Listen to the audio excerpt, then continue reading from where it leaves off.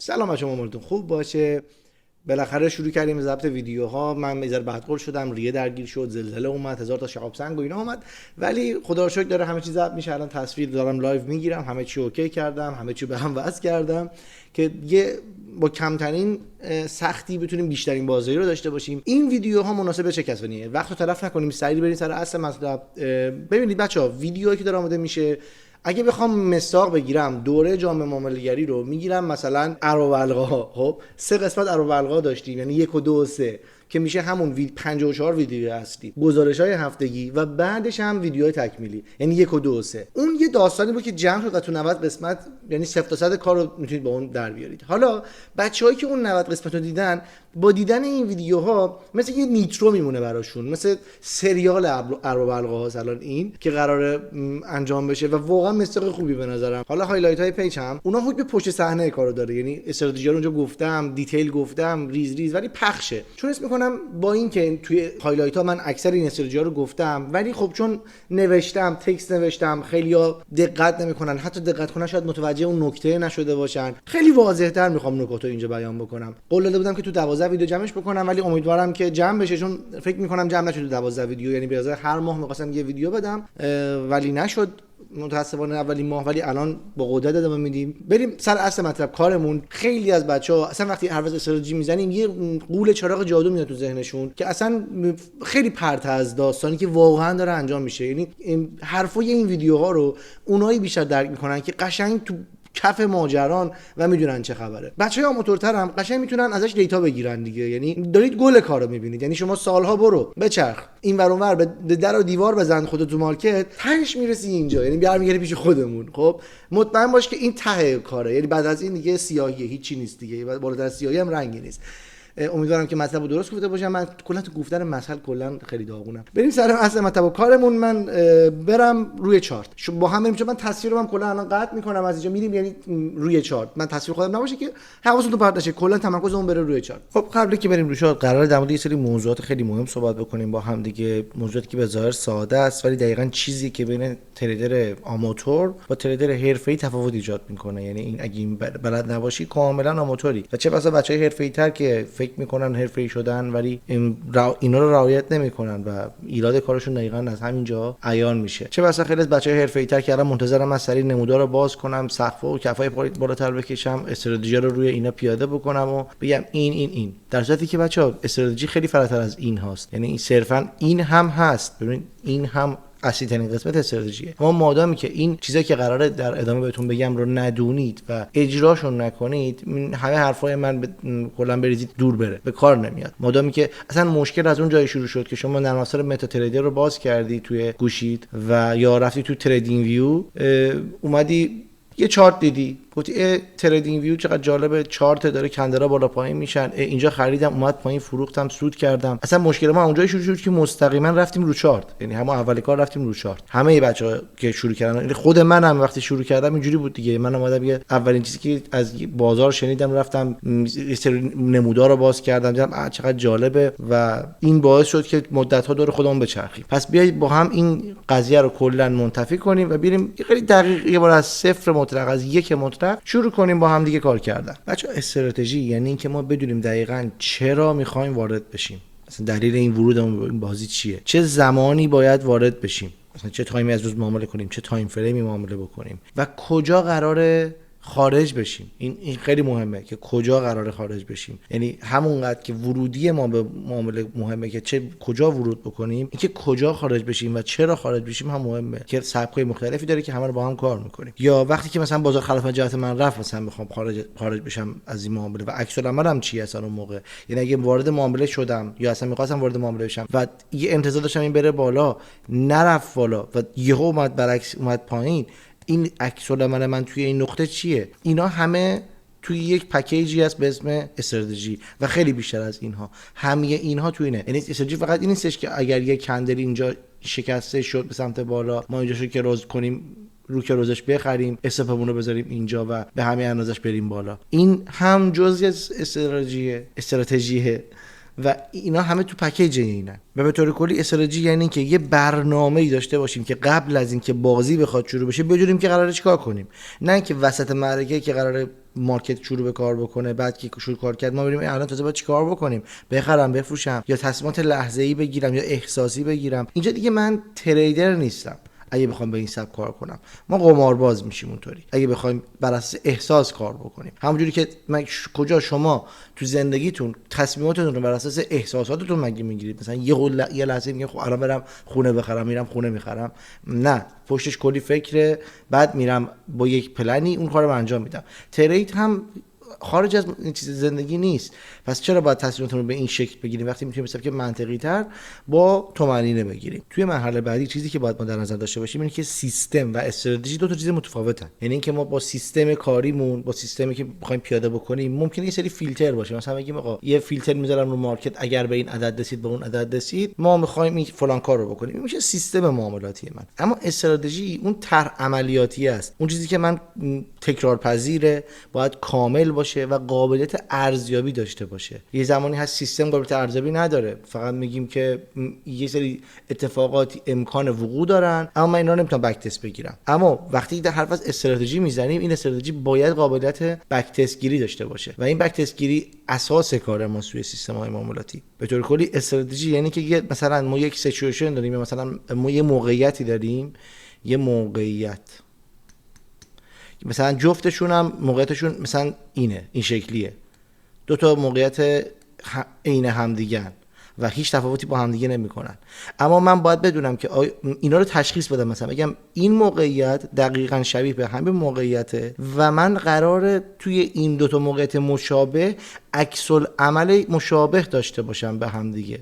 یعنی وقتی که اینجا اومدم مثلا زدم پس کله یه نفر، اینجا هم قراره بزنم پس کله یه نفر.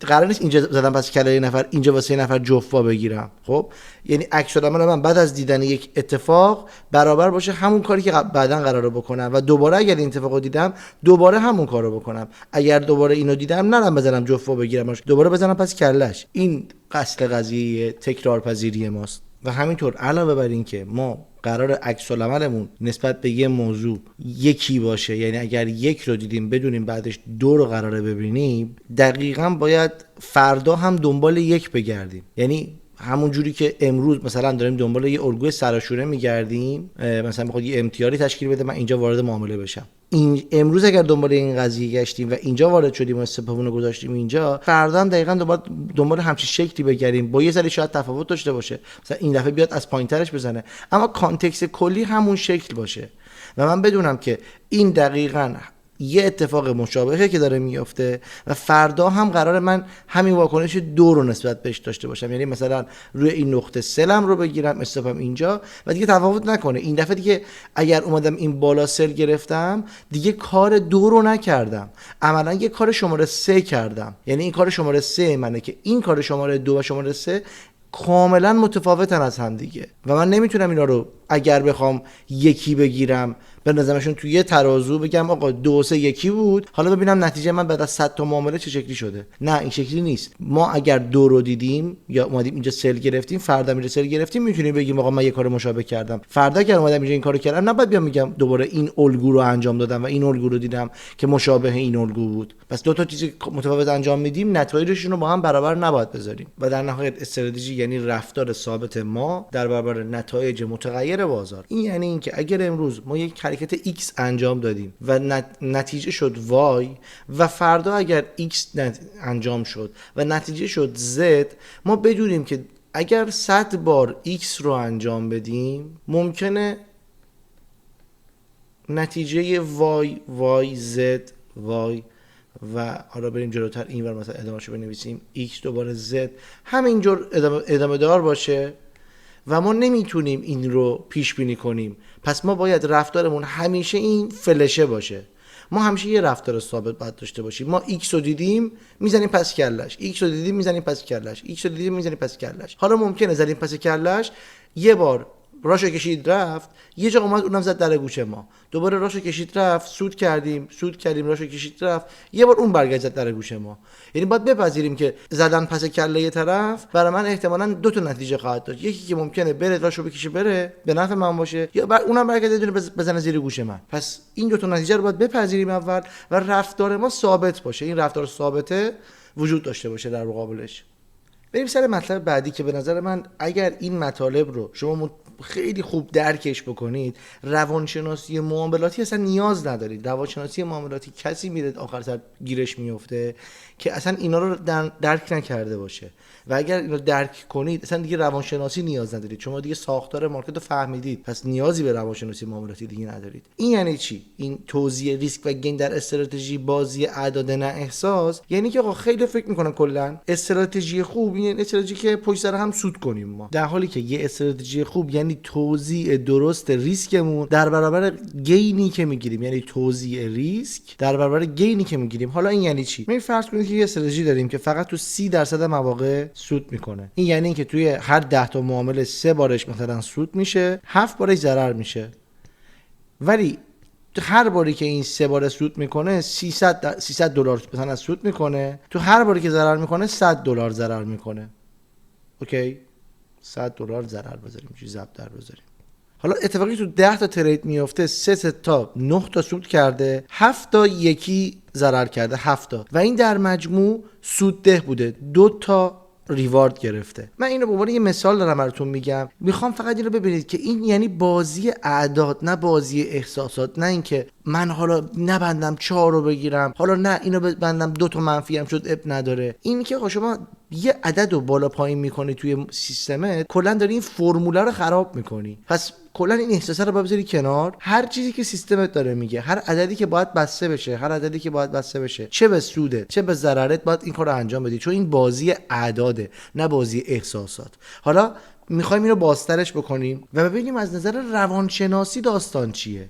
این روان من اگر بیاد 7 بار سود بکنه چه اتفاقی سرش میفته؟ یعنی اون نکته طلایی این سیستم اینه که اگر توی اون 7 بار ضرر ممکنه که 7 بار ضرر متوالی بشه، 1 2 تا 3 تا 4 تا 5 تا 6 تا 7 تا، و این توالی ضررها رو هیچ کس نمیتونه پیش بینی بکنه و بعدش بیای 3 تا سود بزنی. و وقتی که توی 3 تا باخت اول شما روحیت از دست بدی، 4 تا باخت اول روحیت از دست بدی و استراتژی رو دیگه کار نکنی، یعنی از اینجا بعد بگی برم یه کار دیگه بکنم، برم مثلا یه حرکت دیگه بزنم که این 4 تا رو جبران کنم، اینا رو جبران کنم، بعد حالا دوباره به استراتژیم برمیگردم. هیچ وقت اون موقع به این سود بزرگی نمیرسی. یعنی این 100 دلاریا رو ضرر کردی، 100 تا یه 3 تا 300 تا در انتظارت بوده که تو هیچ وقت این رو نمیگیری، چون همون اول کاری ازش جا زدی و رفتی کنار. و دقیقاً تو همین نقطه است که ما میرسیم به مطلب مهم بعدی، روانشناسی توزیع سود و ضرر. این یعنی که فرض کنید این صفحه‌ای که من دارم آینده معاملاتی منه، یعنی این صفحه سفید که دارید می‌بینید جلوتون آینده‌ایه که من هنوز تشکیلش ندادم. هر دایره‌ای که من دارم میکشم، هر دایره نشون دهنده یه پوزیشن سوددهه. یعنی توی 100 تا معامله قرار من با ریوارد 1، حتی 1 ها بچه‌ها، ریوارد 2 منظورم نیست، الان داریم میگیم ریواردمون، ریسک به ریواردمون 1، و اگر نمیدونید ریسک به ریوارد چیه، این ویدیو اصلا مناسب شما نیست. من بازم تاکید میکنم که این ویدیو سطحش مقدار بالاتر از سطح مبتدیه و این مثلا این مطلبا رو میتونید با چت جی پی تی صحبت بکنید دیگه. این مثلا بپرسید آقا ریسک به ریوارد چیه. مطالب سختی نیست که بخوایم در موردش وقتتون رو بگیریم، اما من بازم گوشه‌های اشاره میکنم در مورد مانی منیجمنت صحبت داریم، نه صرفا ریسک به ریوارد. من اینا رو براتون کشیدم که ببینید این توزیع ما بوده و این ضرب درها ضررهای منه. من قطع کنم اینا رو بکشم. این صفحه که الان داریم میبینیم توش پر از معاملات سوددهه که این دایره هاست و پر از معاملات ضرردهه و من هیچ وقت نمیتونم توالی اینا رو تشخیص بدم. حالا فرض کنید که ما نمیدونیم توالی به چه شکله. وقتی توالی به این شکل میاد سلکت میکنه خودش از مارکت، ما نمیدونیم، مثل یه گویی میمونه، مثل یه ظرفی میمونه که ما نمیدونیم اگه دست کنیم توش قراره چند تا ضربدر برداریم پشت سر هم یا نه قراره چند تا پشت سر هم دایره برداریم. اینجاست که ما باید یک مفهومی رو با هم کار کنیم، مفهوم ندانمگرایی. ندانم گرایی یعنی که در هر نقطه ای از مارکت از شما پرسیدن که آینده این مارکت چی میشه، یعنی مثلا 1 ساعت بعد چه خبری قراره بشه، جواب شما باید یک چیز باشه: نمیدانم، اطلاعی ندارم. خب جواب معروف باید باشه، چون ما نمیدونیم آینده چه چیزی قراره رخ بده. ما نمیدونیم با این معامله که من ضرر کردم آیا بعدی هم ضرره، آیا بعدی هم ضرره یا بعدی سوده. و وقتی اینو بدونم دیگه مغزم آروم میگیره، دیگه دنبال این نیستم که بدونم چی میخواد بشه، دیگه دنبال این نیستم که هی بشینم پای چارت بالا و پایین رفتنش رو اینجوری نگاه کنم. میام معامله‌مو ست میکنم و میرم فورگتش میکنم. set and forget. معامله‌مو میکارم، حالا چه به صورت لیمیت یا به صورت اوردر مثلا استاپ، و کارم انجام میدم. برای تئوری به نظر من تا اینجا کافیه. همین که ما درک کنیم یک صفحه‌ای وجود داره که ما نمیدونیم توالی سود و ضرراش به این شکل خواهد بود، سود قراره به من بده یا نه به این شکل 2 تا سود یه ضرر بخواد به من بده. اینو درک کنیم. اصلا روانشناسی معامله‌گری نمیخوایم. روانشناسی معامله‌گری این استرس ها، طمع ها از جایی میاد که ما میخوایم بگیم من میدونم، من بلدم، من میدونم بعدی سود میشه، میرم حجممو میبرم بالا، یا نه میدونم بعدی ضرر میشه، اصلا دیگه معامله نمیکنم. اینها، این پیشگویی ها مثلا باعث میشه که شما تریدر نشی هیچ وقت، چون یه تریدر در اولین چیز میگه آقا نمیدونم، اطلاعی ندارم، هیچی نمیدونه. فقط ما اکشن میبینیم و ریاکشن میدیم از مارکت که در ادامه حالا باز میکنم براتون. برای تئوری فکر میکنم کافی باشه. بریم دیگه مطالب روی چارت رو با هم کار کنیم، کندل ها صحبت بکنیم دیگه با هم دیگه. خب بریم با روز خونین طلا شروع کنیم. امروز 12 می هستیم، روز خونین طلا. دوشنبه صبح مارکت باز شده و همین توی چند دقیقه گذشته طلا از 3277 تا 3220 اومد، یعنی تقریبا $57 ریخت توی همین چند دقیقه، یعنی از ساعت 10 تا 10 و چند دقیقه دیگه میشه 10 و 30 دقیقه، 10 و 28 دقیقه است. تو 28 دقیقه ما $50 ریزش طلا رو تجربه کردیم. حالا اینو واسه چی گفتم؟ واسه این که اگر تایم فریم رو ببرم مثلا روی H4، چون تو H4 هم دارید این عدد رو میبینید. ببینید این کندل رو به عنوان یک تارگت میبینید، یعنی شما اگه مثلا تایم فریم مثلا 400 هم کار میکردید تارگت زده بودید، اگر تایم فریم مثلا H1 هم کار کرده بودید تارگت زده بودید. حتی دیلی هم فکر میکنم ببینید منطقاً اینه که کسی که اینجا سل گرفته باشه با اوپن ای مارکت برای اینکه استاپش گذاشته باشه بالای این سطح، تارگتش رو زده. چون اگر بخوام ریسک ریوارد در نظر بگیریم برای یک کسی که دیلی مثلا می‌خواد اینجوری تارگت اسکالپی بگیره، الان رو تارگت 2 شه. خب بچا قبل اینکه من برم روی اسلاید گفتم اینجا یه دونه پوزیشن براتون بگیرم. اینو من برای این میگیرم که بعداً توضیحشو بدم. خب داستانو که خودم بعداً میفهمیه. من اینجا میخوام یه پوزیشن سل بگیرم. آخر ویدیو متوجه میشید که چرا گرفتم. 2 دهم و استاپم رو میذارم بالای این سطح. حالا اگر بیاد به این سطح برسه، به این بالا برسه، یعنی بیاد حدود $160 ضرر منو بزنه، من میام یک عکس العمل دیگه تو این سطح بهش میدم، ریسک ریواردش هم بذارم. البته اجازه نداد خشک بشه، فعلا شدید رفت و سود. این حسابم همون حساب است بچه‌ها که با هم کار میکردیم اگه یادتون باشه. من تو سفر آلمانم آلمان بودیم فکر کنم، آره، که 100,000 تا شارژ کردم، 50,000 تا سود کردیم توی اون سفر.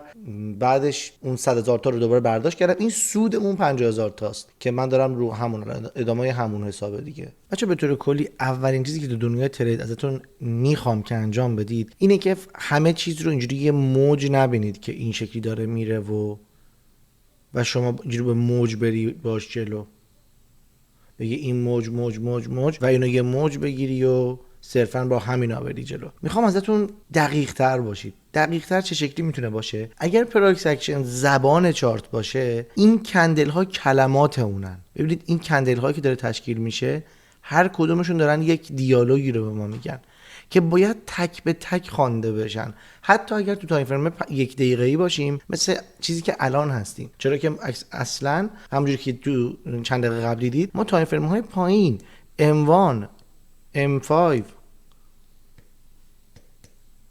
M15 اینا رو کار میکنیم و نمیریم تایم فریم های بالا، به خاطر اینکه تایم فریم های بالا اصلا موضوع تریدشون فرق داره. اون چیزی که تکنیکال خیلی قشنگ و تمیز روش جواب میده تایم فریم های پایین هستن. اما تایم فریم پایین به این معنی نیست که شما باید از این کندل ها بذاری کنار دیدن کندل ها رو، چرا که ببینید این چند کندل پشت سر هم دارن به ما واضحا میگن مارکت بیجونه و انتظار اتفاق بزرگی نداشته باش فعلا، مادامی که اومدی چند تا کندل پشت سر هم دیدی که داره یه قدرتی تو به تو میگه و مثلا این سه تا کندل که اینجا تشکیل شده با این سه تا کندل و این سه تا کندل دارن چیکار میکنن؟ میگن آقا ما توی یه رنجی، ما جون نداریم، داریم اینجا درجا میزنیم. این کندل ها که دارن به ما راهو نشون میدن و ازتون میخوام تک به تک کندل به کندل یعنی چی؟ یعنی اینکه این کندل که اینجا تشکیل میشه شما باید کندل بعدی رو که میبینی ببینی که این یه هایی داشته، یه مثلا یه کلوزی داشته، یه اوپنی داشته و یه لوی داشته. این سه تا کندل بوده. کندل بعدی هم یک لو داره، یه اوپن داره، یه کلوز داره، یه های داره. اینها رو باید به ترتیب ببینی که این های بالاتر از این هایه، ببینی که این کلوز بالاتر از این هایه. اگر بخوای همینجوری چشمی اینجوری به چارت نگاه کنی نمیفهمی داره چه اتفاقی میفته، باید کلمه به کلمه این چارت رو قورت بدی. و اگر تایم فریم 1 دقیقه که فکر میکنم برای خیلی زوده، تایم فریم ها رو ببرید بالاتر، 5 و 15 دقیقه ای، هر 5 دقیقه بیا ببین این کلمه چی گفت به ما، چی داره میگه. آیا اومده کلوزش پایینتر از چیز زده، یه کلوزی زده که پایینتر از سطح قبلیه، یعنی برکت به من تحویل داده، یا مثلا اومده از اینجا تا اینجا دو تا گپ تو در کندلا داریم با قدرت داره میریزه، یا نه مثلا کجا بگم اینجا یه اتفاق خیلی کوچولویی داره میفته، یا مثلا مثل اینجا داره کندلای من اکستند میشن. واسه همینه که ازتون خواهش میکنم، اول کاری دارم بهتون میگم، باید به این شکل به مارکت نگاه کنید. حالا بعد از اینکه اینو دیدید میاد این ترین لاین ها رو میکشید. این ترین لاین ها دیگه اینجا داری میبینی که آقا قبل از این بریک اوته این شکلی نیومده بخوره بهش، یه قدرتی داشته، یه سقف، دو سقف، سه سقف، 4 5 6 تا سقف پایینتر زده و این 6 تا سقف پایینتر دارن من داد میزنن که من میتونم روی سل این نقطه حساب بکنم. بچه الان دوباره همون اتفاق داره میفته، من دوباره اینجا یه سل دیگه میگیرم چون این دقیقاً همون رفتاره دیگه. ببینید یک سقف پایینتر برگشته به همون محدوده، من سل میگیرم باهاش. تارگت هم کجاست؟ تارگت هم آره یک اینجاست، یعنی از اینجا به اینجا واسه من بریزه، یعنی آره که من تقریبا برابری میکنه با همون آره قبلیم. حد ضررمو میذارم این پشت و ببینید بچه‌ها من الان پوزیشن قبلی که گرفتم استاپش اینجاست، اون استاپش اینجاست. حالا من اگر این استاپو بیارم بذارم اون بالا میشه زیر سیبیلی ردش کرد از نظر من، ولی عملا دارید انگولک میکنید نتیجه معامله دومتون رو، به خاطر اینکه معامله اولتون یه جایی تارگت داده، پس شما باید حتما این کارو بکنید، در صورتی که استاپ این معامله اینجا بوده، استاپ این معامله هم اینجاست و ما اینا رو با هم باید تفکیک شده در نظر بگیریم، نه اینکه مثل هم دیگه در نظر بگیریم. بچا این داره یه اصلاح کوچیک به سمت بالا میده، یه لگ وان داره میسازه، یه لگ تو میسازه. من حس میکنم از اینجاها دیگه یه ریزش به سمت پایین داشته باشیم، فکر میکنم، نمیدانم، اطلاعی ندارم، اما اینجا من چون 2x وارد میشم، یعنی وارد سل میشم، من توی همین محدوده شروع میکنم یه سل دیگه زدن. خب اون مقداری که میخواستم و رفت، الان از سلمم زدم، استاپم میذارم همینجا، یه اسپردم لحاظ بکنیم براش.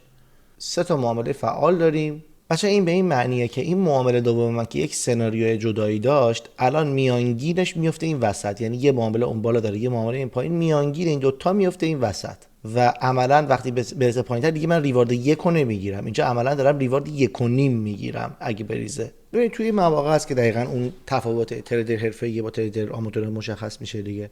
شما اینجا باید بپذیری آقا ما نمیدونیم نتیجه چیه، ولی پای معامله میبینیم اینجا نمیام تق تق تق اینا رو ببندم، ما اینا رو از قبل گرفتیم بک تستاشو میدونیم آقا در یک احتمال وقوعی این میره استاپ میزنه، در یک احتمال وقوعی قرار بره تیپی بزنه، اما من نمیدونم این اون دفعه ایه که قراره تیپی بخورم یا این اون دفعه ای که قراره استاپ بخورم. پس به همین واسطه تلاشمو میکنم، کارمو دارم انجام میدم و انگولک نمیکنم چیزای دیگه ای رو.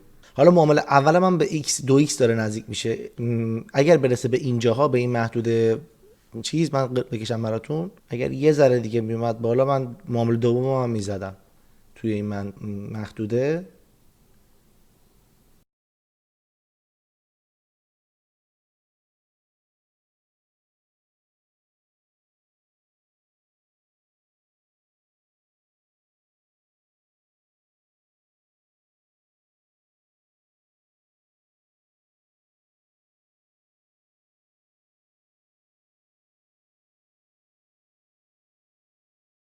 باشه من حجمم هم کردم 14 چون دیگه فاصلم تا استاپ کمه، میام چیکار میکنم با حجم بیشتری وارد میشم.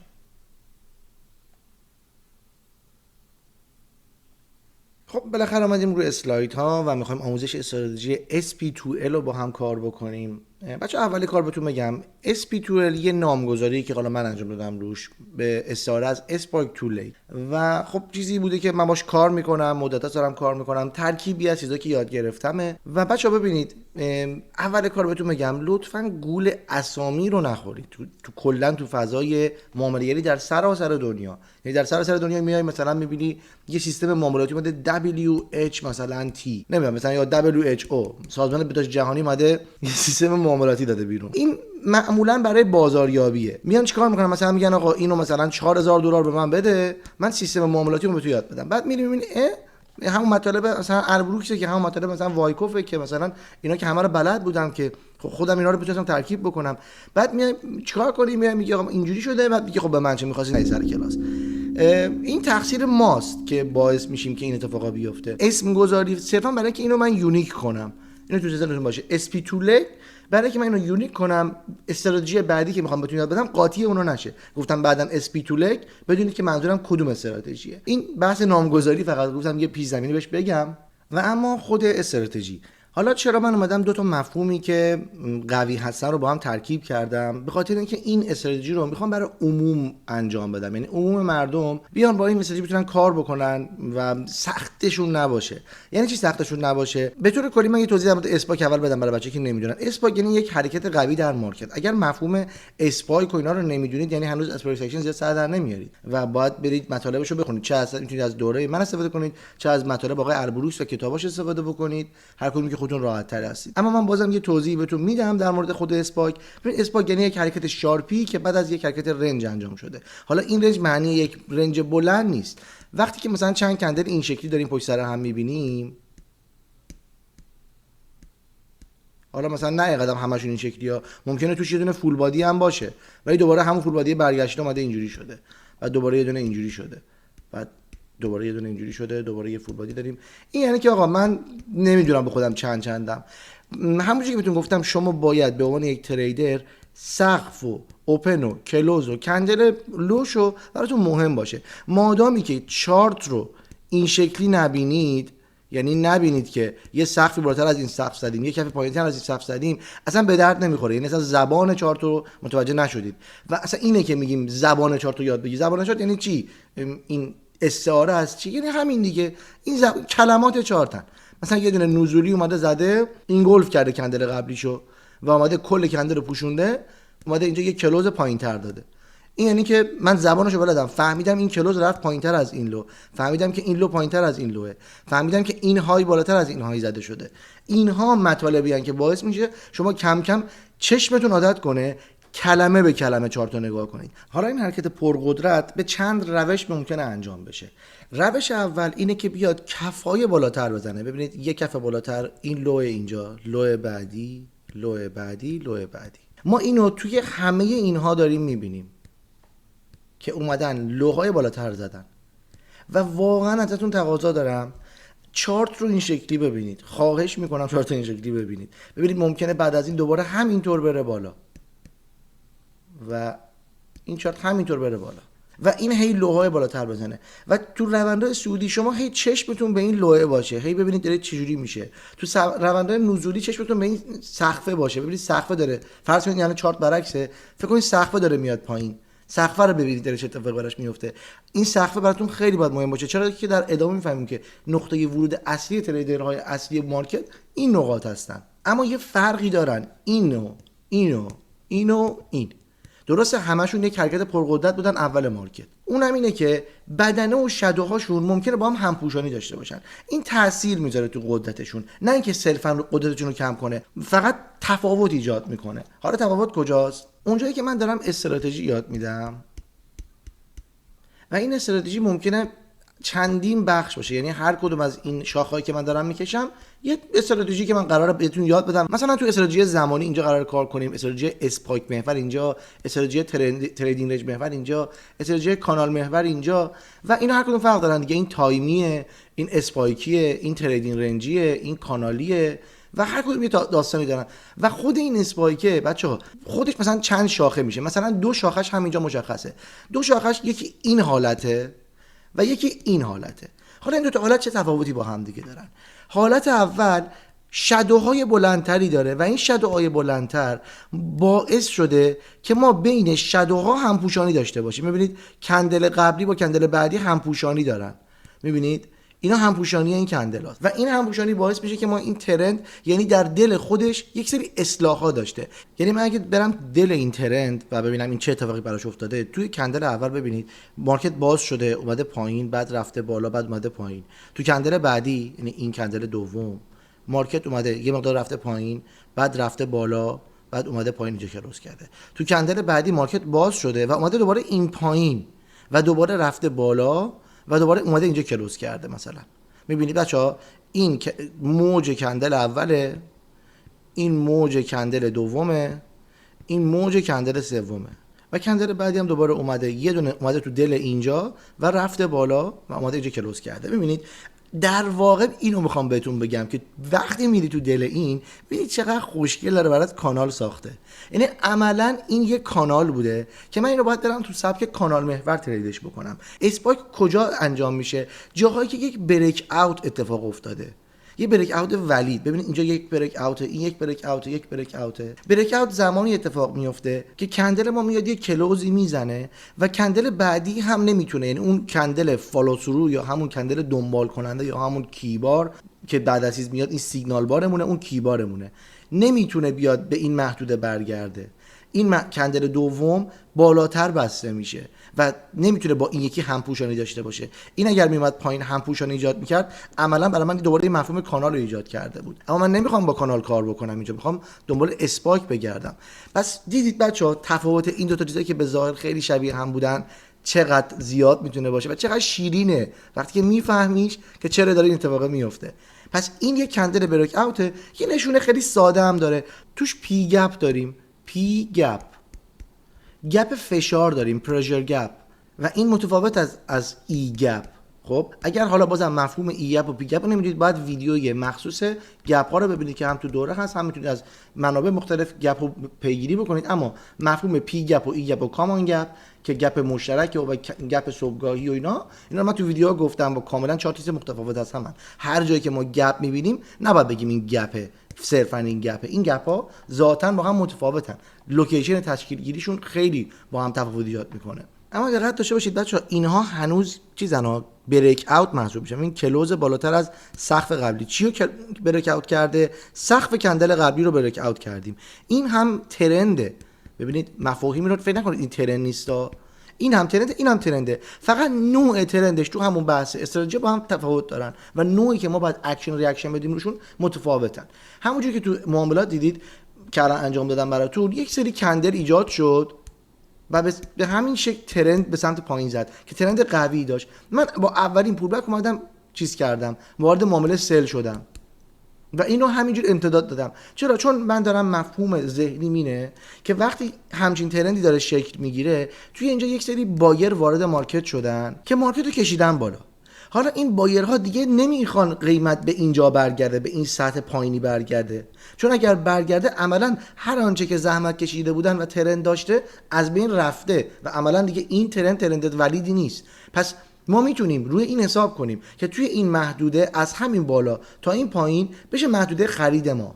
من دوباره اینو جلوتر توضیح میدم، اما بیایم یه جمع‌بندی بکنیم که این رو فعلا حذف کنیم از معاملاتمون. حالا بریم تفاوت این سه تا رو با هم بررسی کنیم. اتفاقی توی این سه تا ترند افتاده، از نظر مفهومی یه چیزه اما از نظر تعداد فرق داره. بحث اولی اینه که آقا ما هر سه کندل رو یه ترند در نظر میگیریم و الزاما نباید 4 کندل باشه. خب وقتی که میاد یه دونه از یک سطحی که این سطح ماست یک بریک اوت اتفاق میفته و یک سیگنال بعدی که میشه کیبارمون، کیبار این بالا بسته میشه، یا فالو ثرومون اینجا بسته میشه، فالو ثرومون اینجا بسته میشه. این به معنی که ما یک ترندی داشتیم که قدرتمند بوده و آمده کار ما رو انجام داده. اما چیزی که برای نشونه گذاری میتونیم ازش استفاده بکنیم این پی گپ هست که ما رو خیلی راحت میتونیم با چشممون رو دیگه تشخیص بدیم که تفاوت یک بریک اوت که اتفاق افتاده کجاست. توی کندل اول ببینید وقتی که این سقف با این کف همپوشانی ندارن یه گپی اتفاق افتاده که یک بریک اوت از اینجا اتفاق افتاده با یک فالو ترو اف تی. دوباره اینجا ببینید ما اینجا نداشتیم این گپ رو، اما تو کندل بعدی اتفاق افتاده و دقت کنید نکته اصلی این 4 کندلی که گذاشتم اینجاست. توی حالت اول ما یه بریک اوت داشتیم، بعد ادامه داد سقف‌های بالاتر زد، ولی بخش کف‌های بالاتر زد، ال زد. تو حالت بعدی اول کف‌های بالاتری دیدیم و بعد اومد گپ تشکیل داد. از نظر مفهوم و ذات این دوتا یکی هستند و ما توی این استراتژی دوتا رو یکی در نظر میگیریم. میتونید اینها رو هم از هم تفکیک کنید، دوباره بیاید اینو دو شاخش بکنید، بگید من اگر اومد اولش گپ زد بعد با این یه استراتژی متفاوتی ایجادش بکنم که واقعا هم میشه و احتمالا من در آینده این دوتا رو هم از هم تفکیک کنم. اما چون ذاتن خیلی شبیه به همن و دیگه خیلی پروفشناله، های پروفشناله که من بخوام اینا رو از هم توی این ویدیوها جدا بکنم، میگم آقا این دوتا رو میتونیم مثلا تفکیک بکنیم ولی الان نمیخوایم این کار رو انجام بدیم. پس چه در حالت اول که اومده یک بریک اوت انجام داده و یه فالو ترو بعدش داده و ایجاد گپ پرشر گپ کرده، یا بعد از این اومده یه اول لوهای بالاتر زده بعد گپ ایجاد کرده، یا به محض که لو ایجاد کرده و تموم شده دیگه کندل بعدی اینجا نزولیه. ببخشید اینجا از اینجا شروع میشه، نزولی اومده پایین دیگه، نرفته بالاتر احتمالاً. واسه همینه 3 تا کندل گذاشتمش. این کندل بعدی اومده پایین. این 3 تا حالتایی هستن که ما داریم در نظر میگیریم. همون جوری که الان توی ویدیو دیدید من یک سلسله مراتبی از حرکت ها رو دیدم که همه اینا رو به مثابه اسپایک گذاشتم. حالا همون جوری که از اسمش پیداست ما داریم میگیم اسپایک تو لگ. حالا مفهوم تو لگ یا همون AB مساوی CD اینو میتونید توی اینترنت هم سرچ بکنید، مطالب براتون زیاد میاره، میتونید اون رو استفاده بکنید ازش. اما چیزی که وجود داره اینه که تو اینترنت شما اینو خیلی کلاسیک میبینید. مثلا میگه A و B رو بگید تا C برو، مثلا یه فیبوناچی میندازه میگه از اینجا بخر بفروش. اما اینجا داریم در سطح کندل، در سطح کلمات اومدیم پایین و اینجا داریم با هم کار میکنیم. پس وقتی در سطح کلمات اومدیم پایین و داریم پروفشنال کار میکنیم و احتمالاً هر کندل من 1 دقیقه است M1 یا تهش M5 یا M5 M5 میگم، پس دیگه سرعت عمل برای من میره بالا. حالا انتظارمون چیه؟ ببینید وقتی که یه اسپایک داریم انتظار داریم این یه اصلاح به ما بده و بره لگ دومشو کامل بکنه که لگ اول با لگ دوم برابری میکنه. این کل مفهوم این داستانه و از اینجا هم احتمال برگشتمون خیلی میره بالا، یا اصلاح بعدی و ادامه لگ بعدی. اما تارگت ما اینجاست و اگر بخواد لگ بعدی وجود داشته باشه ما مجددا با این لگ بعدی ورود میکنیم، یعنی نقطه ورود بعدیمون یه جای دیگه است و به یه سبک دیگه است. باشه من به عنوان راهنمای زیر سیبیلی در مورد لگ سوم، این لگ دومی که میزنه و لگ سومی داریم، بچه‌ها که میخوان در مورد این لگ سومه که در تناسب با این لگ دوم اینا چه جوری اتفاق میفته بدونن، ویدیوی گزارش هفتگی شماره 19 من کامل رو توضیحش دادم. چون الان اینجا بازش بکنم به قول نقیب بحث رو میبریم یه جای دیگه، الان نمیخوام بحث رو ببرم یه جای دیگه. واسه همین اینو فعلا دست نگه دارید در موردش. فعلا لگ 1 لگ 2 لگ 3 رو میخواید از این برید، داستانای دیگه ای داشت که من اونجا صحبت کردم کامل در موردش، ولی الان بحث رو ببریم جای دیگه کلا خراب میشه ویدیو. پس الان انتظار داریم بعد از این افزایش یه اصلاح داشته باشیم و بریم لگ بعدی رو هم اندازه این لگ بسازیم. همون جوری که توی اول ویدیو دیدید من اومدم اول به صورت اجرایی یه ریزشی داشتیم، من با اولین پول بک اومدم سلم رو گذاشتم و این هرچی رفت بالاتر من معامله دومم اینجا زدم، یعنی 2x هم رو اینجا زدم. 12 می بود، امروز 13 می که من دارم این ویدیو رو ضبط میکنم، یعنی دیروز بود. پس به بیان بهتر وقتی که یک ترندی برای ما داره تشکیل میشه که لوهای پایین بالاتر داره میزنه، یعنی بالا بالا بالا داره میره لوهامون، ال بالاتر ال بالاتر ال بالاتر، ما میفهمیم که یک ترند و عنوان اسپایک ایجاد شده، یعنی مرحله اول استراتژی ما داره انجام میشه. و مثلا اینکه این کندل بعدی شروع میکنه اصلاح دادن. اصلاح یعنی چی؟ یعنی میاد زیر اولین لو. من میتونم اوردرم رو اونجا به صورت دستی یا به صورت لیمیت از قبل تعیین شده انجام بدم. به صورت لیمیت چه شکلی میشه؟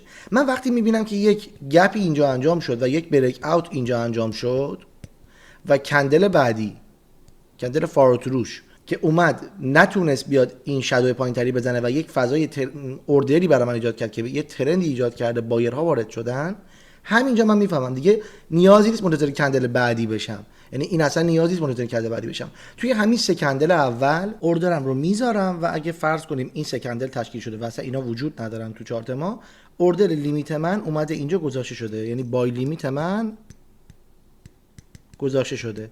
حالا این خوبیش اینه که فاصله شما تا استاپ مشخصه قبل از اینکه بخواد اوردر شما فعال بشه. یعنی این فاصله SL شماست، حد ضرر شماست، چرا که این اگر برگرده تا اینجا عملا دیگه این سناریو کلا ملغاست و این سناریو اصلا قابل استناد نیستش. و از طرف اگر کندل بعدی هم اومد تشکیل شد بعد از این، من میتونم خیلی راحت اینو پاک کنم الان و اوردر بعدیم رو، یعنی اوردر اینو دیلیت کنم و یه اوردر جدید متناسب با فاصله‌ام تا حد ضرر بذارم. اما من این کارو نمی‌کنم، من همینو میگیرم میکشم میارم بالا، چون این فاصله اونقدر زیاد نیست. اگر زیاد باشه اوردر جدید میذارم با یه حجم جدید، اما این فاصله اونقدر زیاد نیست که من مدیریت سرمایه و مانی منیجمنت منو خراب کنه. حالا اولویت اول این استراتژی دقیقاً همینه که شما مانی منیجمنت خوبی داری، مانی منیجمنت خوبی داری و از طرفی ترند is your friend، یعنی شما در جهت ترند داری معامله میکنی. ترند، روند دوست شماست و داری میبینی که داری یه ترندی تشکیل میشه. سومین حالتش اینه که شما داری در سیگنال داری، ببین یه سیگنال ورود داری با یک تاییدیه، به قول ما سیگنال نمیشه گفت، تاییدیه است. شما یک تاییدیه دیدی از ورود کردن و منظر بعدیش اینه، یعنی گزینه بعدیش اینه علاوه بر اینکه سیگنال تاییدیه روند رو دیدی، تو دل خود این هم یه سیگنال بار دیدی، هم یه کی بار دیدی. حالا اگه نمیدونید چیه، باید دوباره مطالب رو حرفه‌ای‌تر دنبال کنید. نمیتونم من همه رو دوباره بک بزنم، مطالب رو از اول بگم، ولی بدونید که خیلی چیز خوبیه، چون من دارم باهاش کار میکنم سال هاست و مشکلی با این باش نداشتم به صورت خیلی جدی. فقط یه سری اپتیمایزهای خیلی ساده میخواد. و به محض اینکه بچه‌ها این کندل بعدی شروع میکنه اوردر شما رو فعال کردن، شما اینجا دقیقاً یک بای داری و با یک SL اینجا. حالا اینجا همونجوری که دیروز دیدید من روز 12 می اومدم توی 2x این هم وارد معامله شدم، این یک انتخابه که من میتونم توی 2x این هم وارد معامله بشم. چرا که بچه‌ها این یک بحث مدیریت سرمایه‌ایه. من اگر از اینجا تا اینجا یک ریوارد به دست بیارم، معامله 2x من که از اینجا تا اینجا انجام میشه 3x به دست میاره. یعنی مجموعاً من با 2 تا هم ریسک کردم دیگه. اگه بگیم آقا حتی اگه حجم این معامله دوم با این برابر باشه، یعنی اگه اینجا مثلا $100 ریسک کردم تو معامله اول، تو معامله دومم $100 ریسک کرده باشم از این فاصله، این اگر بره سود بده معامله اول $100 به دست آوردم، اما معامله دوم من $300 به من میرسونه. پس در مجموع من عملاً $400 سود کردم اگر این 2 تا سود بکنن و من $200 ضرر کردم. من اینو توی هایلایت میتونید برید مشاهدهش بکنید. کامل این نحوه مدیریت سرمایه رو هم توضیح دادم که چجوری باید انجامش بدید. و تیک پروفیت های ما میتونن توی تیپی 1 باشن و تیپی 2 باشن. عموما من خودم بچا دارم تیپی 1 کار میکنم، چون با معامله دوم سودم رو خیلی بزرگ کردم و تیپی 2 یه مقدار زیاده واسه این استراتژی، چون اونقدر استاپ کوچیکی ندارید، استاپتون نسبتا بزرگه، پس باید تیپیتون هم چیز باشه، اما احتمال وقوع خوبی داره. بک تستش باید بکنید بچه‌ها. اصلا به حرف این که آقا محمد علی پورصمدی این حرف رو زده اعتماد نکنید. هر کسی x y اومد به شما آموزش داد، شما ملزمید برید بک تستش بکنید. به هیچ عنوان روی حرف دیگران نباید بپرید تو چارت، باید برید بک تستش کنید، حداقل برای 100 معامله 50 معامله کف که ببینید آقا من کجا وارد بشم خوبه. حالا به طور کلی سوال پیش میاد، آیا من هر جای مارکت بیام اینو انجام بدم اوکیه؟ نه، من میگم اوکی نیست و باید برید روی لول های مختلف. حالا مثلا میتونید برید دوباره تو هایلایت های من کاملتون یاد دادم، مثلا روند لول ها یکی از سطوح خیلی خوبن که میتونن وقتی که قیمت از یک روند لول مثلا روی طلا، روی مثلا چه میدونم مثلا اینقدر که زود طلا رسید به 3000 و چیز، مثلا عادت دارم بگم طلا مثلا 2500 دیگه تهش، دیگه به 3200 عادت ندارم بگم طلا $3200 مثلا رو 3200 مثلا 3250 یا مثلا 3200 55 این عدد روند طلان، یا حتی اگه بخواید خیلی فوق اسکالپی کار بکنید مثلا 3257 و نیم، چون ما اعداد روند رو بر اساس هر 250 پوینت جدا میکنیم. اینم یک نکته آموزشی فرای این ویدیو، اعداد روند رو هر 250 پوینت میتونیم جدا کنیم، یا اگر براتون خیلی فاصله کمی داره هر 500 پوینت میتونید اینو جدا بکنید، یا بازم اگر خیلی سختتونه و میخواید سوینگ بگیرید میتونید هر 1000 پوینت جدا بکنید. این برای فست اسکالپراست، فست اسکالپر ها، این برای اسکالپر هاست. حالا رو داو جونز هم دقیقاً به همین چیز دیگه، شما میتونید 250 پوینت جدا کنید داو جونز، چون میدونم به طبق نظرسنجی که قبلا گذاشته بودم تقریبا بیش از نیمی، یعنی 80-90% از بچه‌ها، 90% این بچه‌ها که دارن ویدیو رو میبینن روی طلا و داو جونز کار میکنن.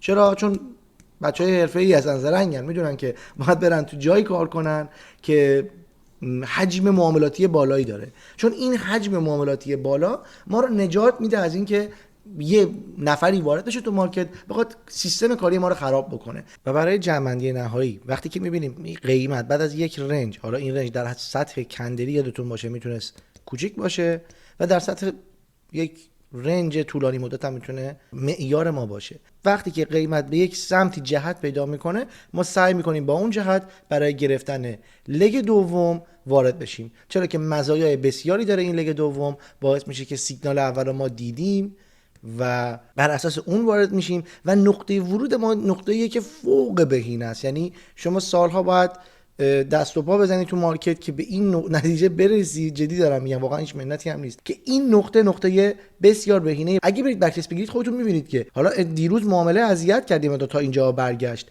و خود این هم داستانایی داره که من تو ویدیوهای بعدی بهتون میگم که چه جوری میتونید این اولی رو وارد نشید و بعدش فقط دومی رو وارد بشید. فعلا داریم گرم میکنه، یعنی دارم گرمتون میکنم، ولی با همین گرم کردن شما خودتون رو بستید، چون من دارم با همین کار میکنم، سالهاست دارم دوله کارو میگیرم. اصلا بچهای قدیمی‌تر میدونن که من همیشه گفتم من یه اسپایک تریدرم، یک پرایس اکشن تریدرم که در دل پرایس اکشن اسپایک تریدرم. اسپایک رو چجوری ترید میکنن؟ یکی از روشی که اسپایک رو ترید میکنن همین شکلیه و احتمالاً اگر برید چارت رو نگاه کنید خیلی موقعیت‌های این شکلی خواهید دید که موقعیت‌های سکندری حتی که با برگشتن به این لو کندل بعدی که کندل بعدی میاد تو دل این و از همین اولین پول بک برمیگرده به سمت بالا، برای رسیدن به لگ دو راحت کارمون رو با خیال راحت انجام بدیم و بهترین فرصت ها رو زمانی میسازه که به یک سطح مهم میرسه. سطح های مهممون هم تو ویدیو شماره 19 گفتم که کدوم سطح های مهم هستن و خیلی مطلب باز میشه. اما اگر باز هم نمیدونید سطح مهم چیه، هایلایت های پیج رو ببینید، به نظرم متوجه میشید که باید رو چه سطحی معامله بکنید، یا کانتکست محور معامله کنید، بر اساس چرخه ها معامله کنید. یعنی ببینید وقتی که یک رنج پرایس اکشنی داره ایجاد میشه، بعد از شکستن این پرایس اکشنی، یعنی رنج پرایس اکشنی، میتونید مثل همین معامله امروز بیاد روی این نقطه سل خوبی داشته باشید. حالا برگردیم به معامله من که دیروز انجام دادم. اما قبلی که برگردیم رو چارت، بیاد من یه مقدار براتون باز بکنم که کجاها بهتره که از این سیستم استفاده بکنیم. اولین چیزی که ازتون میخوام دقت کنید، تو کل این مجموعه ویدیویی که قراره 1 و 2 تا 12 داشته باشیم احتمالاً، و شاید هم داشته باشیم شاید نداشته باشیم، عمر ما کفاف بده نده نمیدونم، اما من دارم تلاشم میکنم که این ادامه دار باشه. اما چیزی که ازتون میخوام، شما یه کانسپتی دارید اینجا دیگه و احتمالاً داشتید باهاش کارم میکردید تا الان، یعنی مثلا یه استراتژی هر چقدرم ساده، اصلا کاری نداریم استراتژی چی بوده، اگه داشتید با مووینگ اوریج کار میکردید با همون کارتون ادامه بدید. اما این صحبتی که من امروز کردم و به عنوان یک تریگر این رو اضافه کنید بهش. یا مثلا اگه بر اساس چرخه ها داشتید کار میکردید، بر اساس کانال کار میکردید، یعنی میمادید مثلا میگفتید من کف کانال ها وارد میشم، حالا اگر به کف کانال رسیدید دیگه صرفا با یک سیگنال کیبار وارد نشید، سعی کنید این روند لگ رو ببینید این شکلی یک کانالی داشتید و این داره کف کانال میرسه. یکی از جایی که میشه استفادهش همین جایه.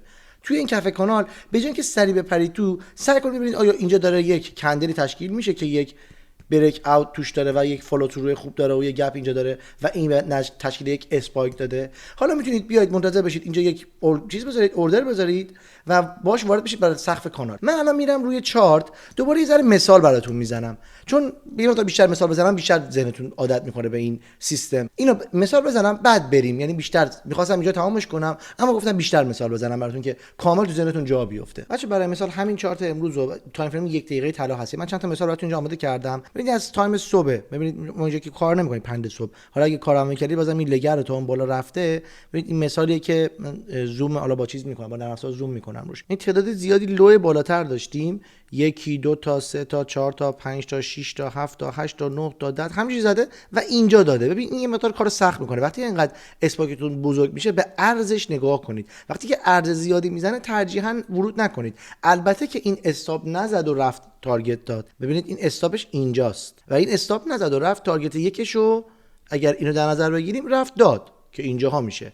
اما من میگم اینا رو فعلا کار نمی‌کنیم. خیلی موقعیت بدیهی تر وقتی مارکت داره با موقعیت خیلی خوب و بدیهی میده، چرا خودمون اذیت کنیم تو چارت؟ اینجا تا ببینید از 7 صبح که می‌خوایم شروع به کار کنیم تایم بروکر میشه مثلا 8 9 ایران. خب حالا بر اساس اینکه تایم تابستونی باشه زمستونی باشه داریم کار می‌کنیم. ببینید اومدیم از دقیقاً از مووینگ اوریج 60 تو تایم فریم 1 دقیقه که میشه همون 60 دقیقه قبل اومدیم یه دونه کف بالاتر، کف بالا کف بالا کف بالا کف بالا رفته همینجوری زده و یه ارز خوبی داره. این ارز خوب منم مشابه میکنه که هم اومده سقف قبلی رو شکونده، میتونیم یه تریگر خیلی خوب روی این نقطه بگیریم که ما اینجا اگه میگرفتیم آره یکیشو خیلی بدیهی میداد. و ببینید وقتی که موقعیت‌های خوب رو به موقع و سریع میگیرید، یعنی اون موقعیتی که اول ترنده، عملا دارید پی گپ میگیرید نه ای گپ. این ای گپه. فرق پی گپ و ای گپ رو من کامل گفتم بهتون. تارگت تو خیلی سریع هم بهت میده، یعنی اصلا نمیذاره خوش بشه. تارگت 2 هم که تو جیباته، حالا ما بازم زیاده روی نمی‌کنیم برای تارگت‌های بالاتر و اینا که اصلا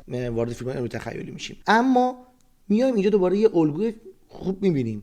این الگو اومده شکسته شده، پس هم سقفمو شکونده، هم یه ترند خوب بر من ساخته و اونقدر هم نمیتونم بگم رفته به اگزاشن گپ داره میرسه. چون اگر این لگ 1 ما باشه، لگ 2 ما این شکلی ممکنه بشه و کل این میشه لگ 2 این و اینجا میتونیم براش ورود کنیم و تارگتش هم 1. ببینید همین 1 میتونید بگیرید. من میگم 1 برای اینکه احتمال وقوع بالایی داره و سخت نکنیم کار خودمونو. اما ببینید وقتی 1 میزنه، 2 تا میزنه، سومی رو میزنه، روی این سقف احتمال خیلی بالایی داره که این ای گپ باشه. پس دیگه روی این ورود نمی‌کنیم. این ریسکیه، این موقع ریسکیه، باید صبر کنیم. مارکت بابا فراوونه، تایم فریم 1 دقیقه است. همه اون چیزی که الان دیدید دارید انجام میدم از ساعت 7 صبح تا 8 و 15 دقیقه، یعنی تو 1 ساعت کل این اتفاق افتاده و همین اتفاق هم همین جاها افتاده. پس اصلا عجله نداریم، منتظر میشیم به یک قیمت تعادلی برسه. قیمت تعادلی میشه مووینگ اوریج. تو بازارهای مالی به قیمت تعادلی میگیم مووینگ اوریج، یعنی مووینگ اوریج میگیم تعادلی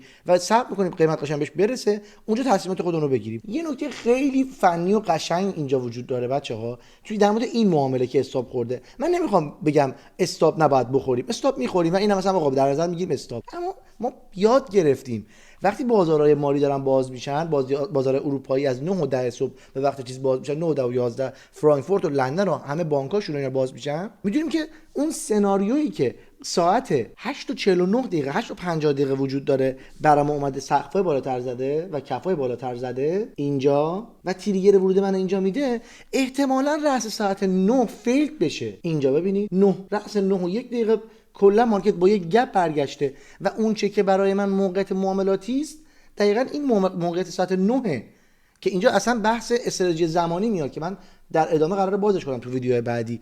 تایم آنالیز میاد که وسط، که اصلا خود این یک استراتژی زمانیه. قبلا هم یادش دادم چه تو تایم نیویورک چه تو تایم لندن، اما بازم روش کار میکنیم و اصلا میتونید خیلی تفکیک شده بر اساس زمان. ببینید خیلی دارم بهتون تیپس خفنی میگم ها، بر اساس این زمانه میاید اول روزای بازارهای مختلفو میتونید با گپ کار کنید. بچه‌ها رفت تموم شد، تهشه، ته کاره. به کی قسم من دارم اینجوری کار میکنم. هر روز برید ببینید، اصلا من نمیگم حرف منو باور کنید، برید رو چارت ببینید بعد برید در آینده کار کنید. نپرید تو چارت به حرف منو، لطفاً برید ببینید چه اتفاقی داره میفته رو چارت و اون موقع است که معجزه رو میبینید. هر سبک اصلا الان دارید ویدیو رو میبینید، سبک یه چیز دیگه است، اصلا داری با یه سبک روش دیگه کار میکنی. اما بیا این تریگر رو بنداز توش، معجزه رو اون موقع میبینی که این سیستم تریگر گرفتن با اسپایک ها بسیار به شما سیگنال های خوبی میده.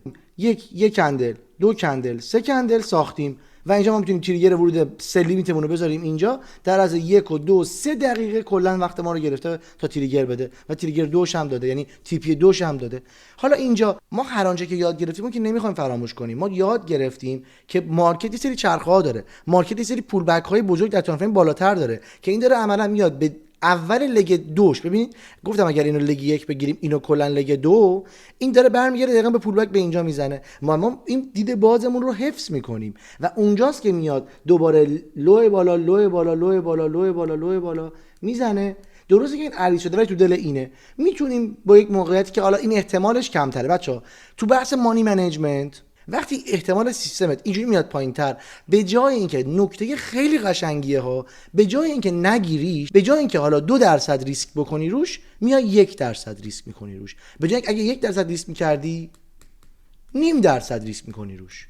اما تریگرتو میگیری وقتی داره در جهتت معامله میکنه و میاد یه تیپی خیلی خوشگل از 2x بهت میده. یعنی شما اگه اینجا ورود بایتو میذاری بای لیمیت میذاشتی اینجا بهت موقعیت مجدد داده بود. من اینو تمیزش کنم خیلی شلوغ شد. و این ببینید تو مارکت های رنج اگر میخواید کار بکنید دیگه باید برید تو دل اینا کار بکنید که من توصیه نمیکنم. سعی کنید وقتی مارکت ترتمیزه کار بکنید و بعدش خیلی ساده است. وقتی میبینید که مارکت داره اینجوری کثیف میشه، ببینید کندلا رو میبینید چقدر کثیفن، اصلا مشخص میکنه مارکت میخواد ادا در بیاره، واقعا داد میزنه. نکن اصلا مشخصه آقا من نمیخوام به تو سود بدم.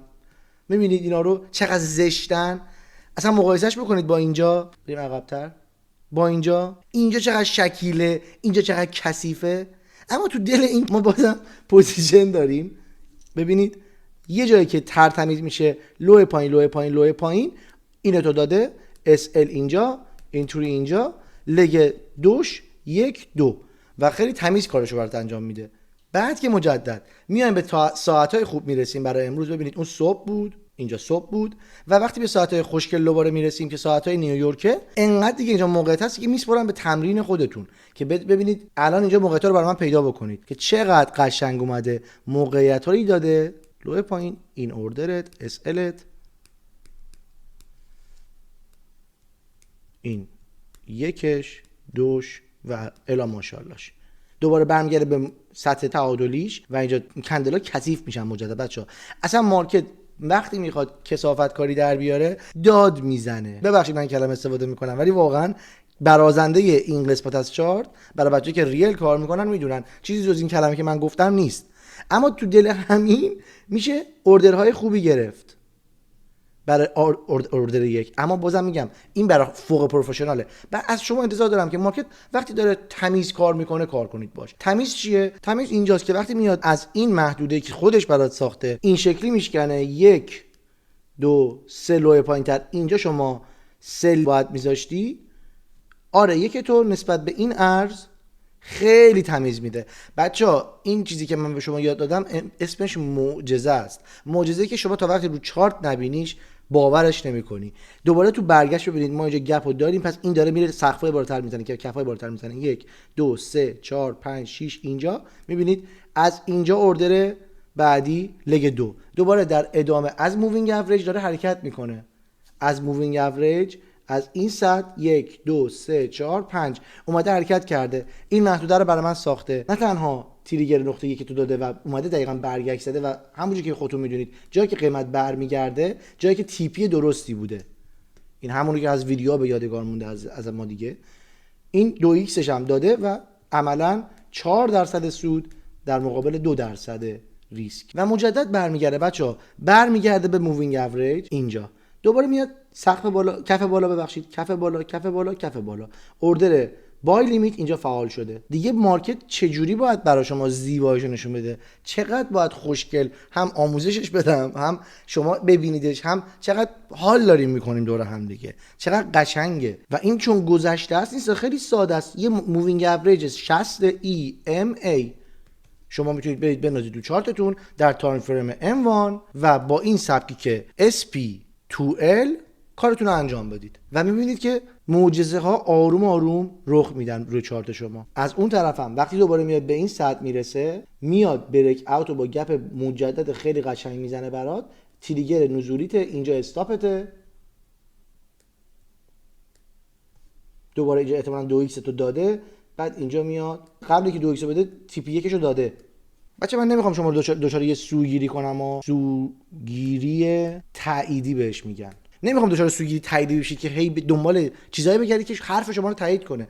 دنبال نقصاش هم میگردیم، ضراراش هم میبینیم، میدونیم این سیستم ضرر هم داره، اما میدونیم که یه سیستم به شدت قدرتمندی داره یاد گرفتیم که میتونیم در زمان مناسب، در مکان مناسب خیلی خوب خوشگل استفادهش بکنیم. خب بچه این مدت خیلی طولانی که الان اینجا وایستاده، از نظر زمانی به نظر من دیگه باید وقتشه که بریزه دیگه. اگه نریزه یه ذره نگران کننده میشه، یعنی این داره قدرت این سناریو ما از بین میره کم کم و من منتظرم دیگه این لگ های بعدی لگی به سمت تیپی باشه. خب بچه معاملاتمون رسیده به نقطه‌ای که همشون تقریبا وارد سود دارن میشن، به اون مرز لبه پایینی رسیده. من حد سود این پایینی‌ها رو فکر کنم و بذارم، این سه تا معامله پایینی رو دقیقاً میذارم اینجا، اینم کنم 37 حالا و منتظرم که به اینجا برسه و معامله آخرم رو الان تیپی براش نذاشتم. یعنی این معامله که آخرین بهترین نقطه ورود من اینجا بوده دیگه، یعنی این پوزیشن آخر رو تیپی براش نمیذارم. الان رو ریوارد دوشم، یعنی اون پوزیشن آخری که زدم آره دوش رو گرفتیم، این پوزیشن پایینی رو آره یکشه، پوزیشن اولمون هم میانگینش، دو تا پوزیشن اول میانگینشون داره نزدیک به یک میشه، یعنی مجموع تراز به سود رفته و مجموعاً $800 تو سودیم. من اینم یکم زوم این تر میکنم تا بهتر دیده بشه همه چی.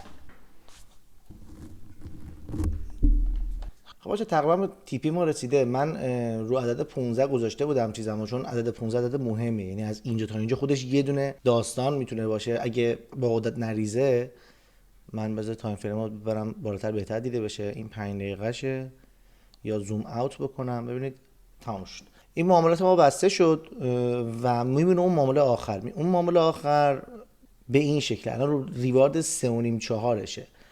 دو تا انتخاب داریم اینجا توی این مرحله. من میتونم بیام روی این کلیک کنم، بیام نصف پوزیشنمو ببندم، یعنی بگم 2/10 رو از 14 ببند. تو اکانت هیستوری من الان 4 تا پوزیشن هست، الان یعنی عملاً 80% پوزیشن ها بسته شده. حالا میتونیم دوباره بیایم، اینم دوباره یه راه حل از نظر مانی منیجمنت، دوباره یه نصفش رو بدیم 90%ش بسته شده باشه. اما یه راه حلی هم مثل من. راه حل من چیه؟ من معمولا همه اینا رو کلا میبندم. چرا؟ چون به نظر من همه جای مارکت موقعیته. من اینو یه بار براتون باز بکنم. این کل پوزیشن هاست، یعنی حالا 4 تا بود که من پوزیشن آخر رو به 3 قسمت تقسیم کردم که فقط نشون بدم که این روش مانی منیجمنت هم قابل انجامه برای کسی که میخواد سود بیشتری بگیرن.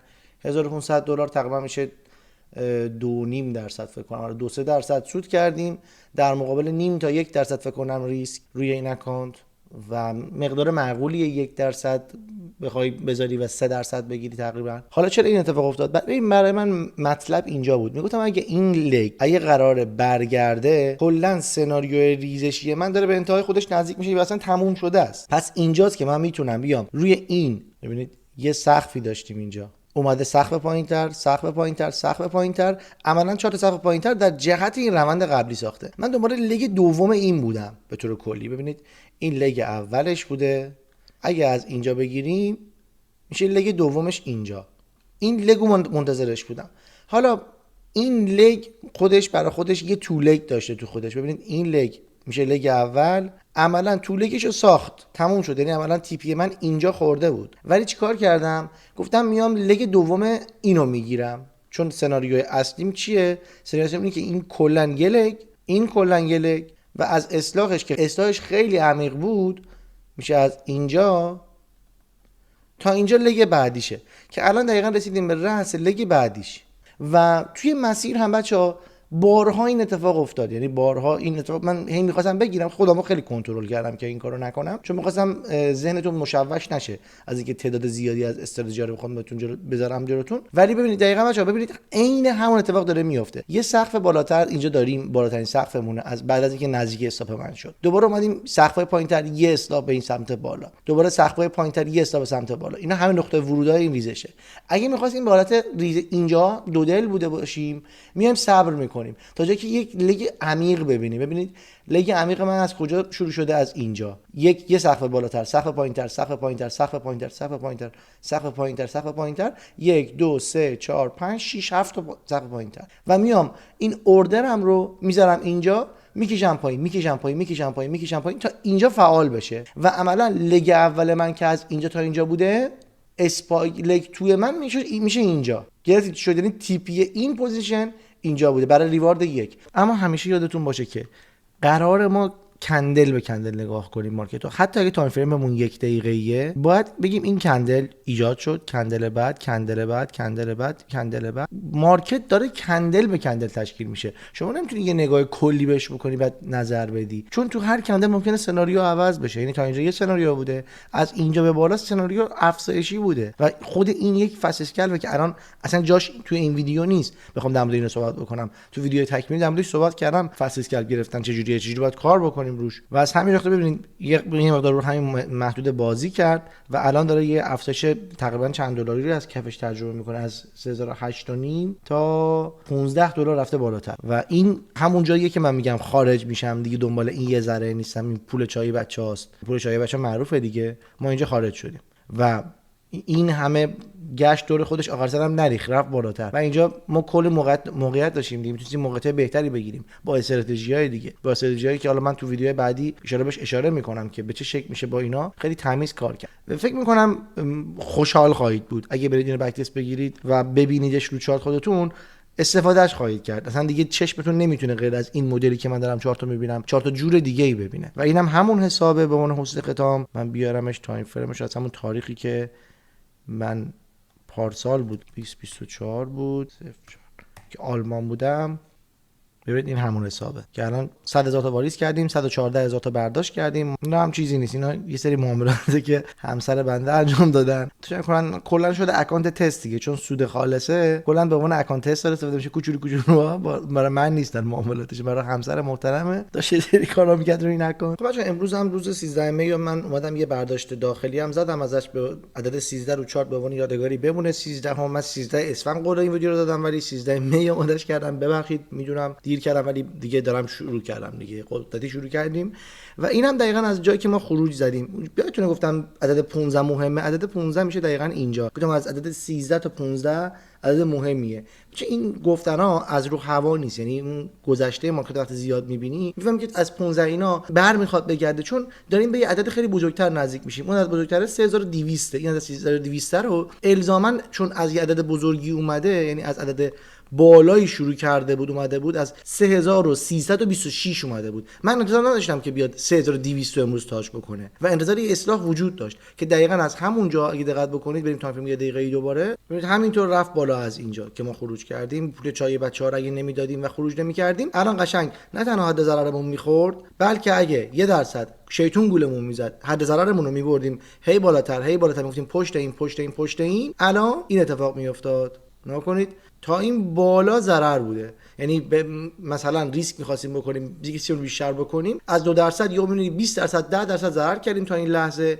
اگر نمی‌بستیم معاملمون رو. پس به حد سود و حد ضررتون لطفاً پایبند بمونید. بریم جمع‌بندی نهایی. خداحافظی، دوستتون دارم، ارادت. خب بچه‌ها، امیدوارم که مطالب مفید بود باشه توی این ویدیوی اول و بتونید باشون کار کنید، تمرین کنید، چون اینا همشون تو ویدیوهای بعدی استفاده قرار بشن، یعنی سلسله واره.